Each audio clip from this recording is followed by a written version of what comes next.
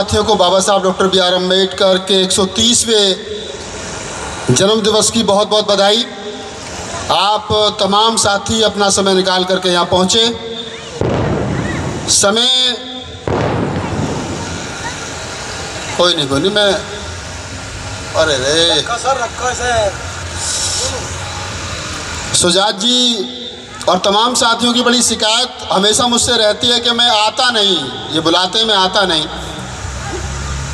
क्योंकि मुल्क भर में इतने प्रोग्राम और ख़ास तौर से अप्रैल और मई के महीने में मेरे पास होते हैं कि समय नहीं होता। लेकिन इस बार कोरोना महामारी के चलते प्रोग्राम नहीं है, पिछले साल भी नहीं थे।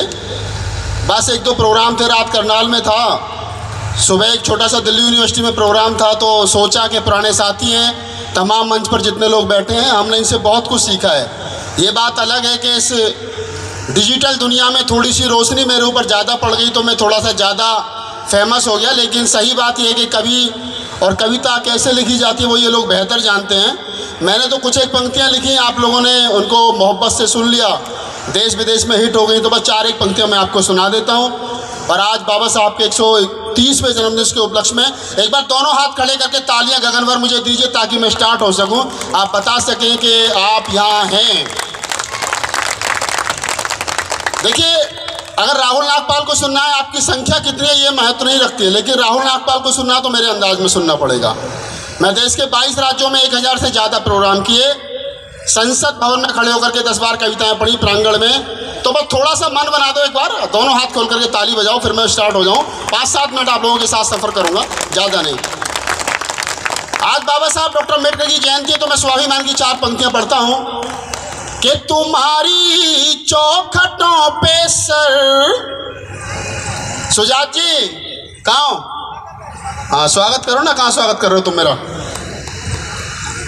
भास्कर भाई, लोगों ने कहा कि दलित समाज के लोग कब के बहादुर हुए थे, तो मैंने कहा कि हम तो उस समय भी बहादुर थे। 200 वर्ष पहले जब भीमा कोरे गांव में युद्ध हुआ था तो हम 500 थे, तुम 28,000 थे, हम उस समय भी बहादुर थे। और जब सहारनपुर में 2 वर्ष पहले हमने हाथ में लठ उठाया था, हम तब भी बहादुर थे, तब भी ये टीवी मीडिया वाले रोज दिखा रहे थे हमको। तो बस 4 पंक्तियां पढ़ता हूं कि बाबा साहब डॉक्टर B.R. अम्बेडकर की जो क्रांति है उसने क्या बदलाव किया है। पहले हमारे महापुरुष, मेरे बाप दादे अगर मनुवादियों के चौखट के सामने से गुजरते थे तो हाथ में अपने जूते और चप्पल ले लिया करते थे। लेकिन आज हमारा भतीजा, आज हमारा बच्चा, आज हमारा भाई मनुवादियों की चौखट के सामने, दरवाजे के सामने से 2 लाख की मोटरसाइकिल पर गुजरता तो उनके पेट का पानी हिल जाता है। ये बदलाव हुआ है। बस ये स्वाभिमान की 4 पंक्तियां पढ़ता हूं, आप सुने कि तुम्हारी चौखटों पे सर अब रखते नहीं हैं हम, और मुझे मालूम है साहेब तुम्हें इस बात का है गम, और तुम्हारी तोप और बंदूक हमको क्या डराएंगी, तुम्हारे बाप के भी बाप से डरते नहीं हैं हम, तुम्हारे बाप के भी बाप से डरते नहीं हैं हम। बहुत अच्छे कि हमारे, जैसा मैंने बताया कि ये कहते हैं कि हम कब के बहादुर हैं। वाह। मैंने सदन में खड़े होकर, संसद भवन के प्रांगण में खड़े होकर के पढ़ दी साहब ये 4 पंक्ति। भारतीय। तो उस दिन के बाद में वहाँ प्रोग्राम होना बंद हो गया, मेरे ऊपर आरोप लगा के राहुल नागपाल ने पढ़ा, उसके बाद में बंद हो गया। लेकिन सच है, मंत्री जी ने कहा, थावरचंद गहलोत साहब ने, कि राहुल हम तुझे संसद भवन में बुलाते, 50,000 रुपये भी देते और तू हमें गाली भी देता। यार ये कौन सा तरीका? मैं कहा सच तो सुनना पड़ेगा।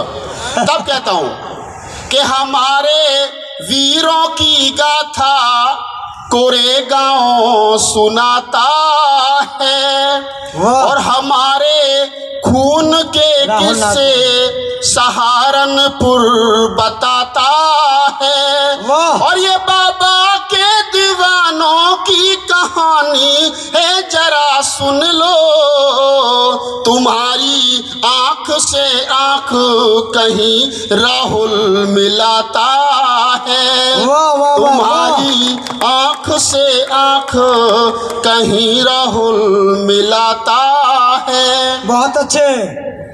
और एक कविता जिसकी खास तौर से सुजात जी ने फरमाइश की है, वाह। मैं सोच रहा हूँ कि बस मैंने 5 मिनट का आपसे समय लिया है तो उसकी एक मुक्तक और उसकी भूमिका में 2-3 बातें कह करके मैं अपना स्थान ले लूँ। एक बार मैं कवि सम्मेलन के लिए, इसके बाद कविता सुना के 2 लाइन। एक बार मैं कवि सम्मेलन के लिए रीवा मध्य प्रदेश गया तो वापसी में हम लोग लौट रहे थे। आप चाहे 4 लाइन सुना दें। तो हमारे कुछ साथी मित्र थे कवियों ने हमसे कहा कि राहुल नागपाल, इस देश के अंदर सबसे ज़्यादा कॉलेज है, बाबा साहब के नाम से रोड है, यूनिवर्सिटी हैं, क्या चाहते हो, क्या तमन्ना है। तो मैंने बस यूँ ही मस्ती में 4 पंक्तियाँ लिख दी और वो देश भर में इतनी फेमस हो गई कि भारत की जो क्षेत्रीय भाषा है लगभग 8-10 भाषाओं में उनको गाया गया, कॉलर ट्यून बनी, कई टीवी सीरियलों की बैकग्राउंड में वो बजी। तब मैं उसको 4 पंक्तियाँ पढ़ता हूँ। बाबा साहब के बच्चे बैठे हैं, ज़्यादा कुछ कहना, बस ये 4 पंक्तियाँ आप सुन लीजिए। क्या तमन्ना बाबा साहब के बच्चों की कि तमन्नाओं में तमन्ना अभी एक और बाकी है। क्या तमन्ना बाकी है बाबा साहब के बेटे बेटियों की कि तमन्नाओं में तमन्ना अभी एक और बाकी है, ये फोटो भीम की नोटों पे अभी आनी बाकी है। मैं एक बार हिसार में था, सुजात जी, हरियाणा, मेरा 2 घंटे का पैक प्रोग्राम। एक वो सिंगर है, उसने मुझसे कहा कि भैया अगर बाबा साहब की फ़ोटो नोटों पे आएगी, वो मुन्नी के कोठों पर लुटाए जाएंगे, शीला के गानों पर लुटाए जाएंगे, बाबा साहब की बेइज्जती हो जाएगी। मैंने उस समय एक बात कही थी और मैंने कहा कि अगर ऐसा हुआ कि बाबा साहब की फ़ोटो से छपी हुई नोट मुन्नी के कोठों पर लुटाई जाएगी और वो जब फ़ोटो छपी हुई नोट लुटेगी और मुन्नी नाचते नाचते थक जाएगी और अपने पैरों के घुंघरू खोलेगी और बाबा साहब की नोट की फ़ोटो उठाएगी, उसको फिर वो अपने माथे से लगाएगी और कहेगी कि हे नारी के मुक्तिदाता, तेने आने में इतनी देर क्यों कर दी। वही मेरा दावा है। उस दिन के बाद में मुन्नी नाचेगी नहीं, मुन्नी कलम उठाएगी और इस देश की समानता की लड़ाई लड़ेगी। तब पढ़ता हूँ। अच्छा, मैं एक बात और कहता हूँ मज़े की, क्या लोग मैं देखता हूँ अक्सर कि आज बाबा साहब की स्टैचू तोड़ देते हैं, कोई उंगली तोड़ देता है, कोई चश्मा तोड़ देता है। अगर सोचो बाबा साहब की फ़ोटो नोटों पर छपी तो फिर मैं पूछूंगा, बेटा दिवाली के दिन कितने नोटों में आग लगाओगे? अब बताओ। अब तो सारे नोटों में आग लगानी पड़ेगी अगर देशभक्ति निभानी है तो। अच्छा, मैं तो संसद भवन में पढ़ रहा था तो मंत्री जी ने मुझसे पूछ लिया कि भैया 2000 के नोट तक तो गांधी जी की फ़ोटो बुक है, बाबा साहब की फ़ोटो कहाँ छपेगी? तो मैंने जवाब दिया माननीय मंत्री जी को, मैं कहता देखो, छोटा आदमी छोटा नोट। महात्मा गांधी जी सिंपल 10वीं LLB थे, बाबा साहब के पास में बहुत सारी डिग्रियां थी। महात्मा गांधी 2000 के नोट तक हैं, हम मानते हैं उनको, हम कब करें हटा दीजिए, लेकिन 5000 का नोट लाओ, बाबा साहब की फ़ोटो छापो, बड़ा नोट बड़ा आदमी, समस्या का समाधान। तब पढ़ता हूँ, बस 2 पंक्तियाँ इसकी और सुन लीजिए कि तमन्नाओं में तमन्ना अभी एक और बाकी है, ये फोटो भीम की नोटों पे अभी आनी बाकी है, और दिवाली के दियों से फिर यहाँ पूजते रहें बाबा। अरे दीवानो भीम को देनी यही सौगात बाकी है, दीवानो भीम को देनी यही सौगात बाकी है, तमन्नाओं में तमन्ना अभी एक और बाकी है। इसी कविता की 4 मिसरे और मैं आपको पढ़ देता हूँ, एक मुक्तक पढ़ता हूँ कि बाबा साहब डॉक्टर अम्बेडकर के बेटे राजरतन की जब मृत्यु हुई तो बाबा साहब डॉक्टर अम्बेडकर को लंदन जाना था, तो उनके बड़े भाई ने आकर के कहा कि भीमा तू कहाँ जा रहा है? तो बाबा साहब ने कहा कि मैं लंदन जा रहा हूँ। तो उन्होंने कहा कि तेरे बेटे की मृत्यु हो गई है। तो बाबा साहब ने कहा कि इस बेटे का दाह संस्कार तुम कर देना, अगर मैं लंदन नहीं पहुंचा तो गांधी एंड कंपनी देश के करोड़ों अछूतों का दाह संस्कार कर देगी, मैं एक बेटे के लिए इतने बेटों को नहीं मार सकता। ऐसे थे बाबा साहब। तब मैंने 4 मिसरे लिखने की कोशिश की कि बाबा भीम के जीवन का ये कैसा फसाना है, कि बाबा भीम के जीवन का ये कैसा फसाना है, और घर में लाश बेटे की उन्हें लंदन को जाना है। बाबा साहब ने एक बात रोते हुए कही थी अपने पिए से कि नानक चंद रत्तू, मैं इतने बड़े तंबू का अकेला बम्बू हूँ, अगर मैं नहीं रहा तो इस तंबू का क्या होगा। एक बात बाबा साहब ने और कही थी कि इस कारवां को बड़े कष्ट और मुसीबतों से मैं यहाँ तक लेकर के आया हूँ, अगर आप इसको आगे नहीं बढ़ा सकते तो यहीं छोड़ दीजिए, लेकिन ये किसी भी कीमत पर पीछे नहीं जाना चाहिए। लेकिन आज ये पीछे जा रहा है। ये खाली कुर्सियाँ बता रही हैं कि ये कारवां पीछे जा रहा है। तब पढ़ता हूँ कि बाबा भीम के जीवन का ये कैसा फसाना है, और घर में लाश बेटे की उन्हें लंदन को जाना है, और बड़ी मुश्किल से आया है यहाँ तक कारवां यारो, इसे जाने ना दो पीछे, इसे आगे ले जाना है, इसे जाने ना दो पीछे, इसे आगे ले जाना है, कि बाबा भीम के जीवन का ये कैसा फसाना है। अंतिम 4 पंक्तियां निवेदित करता हूं, सुने।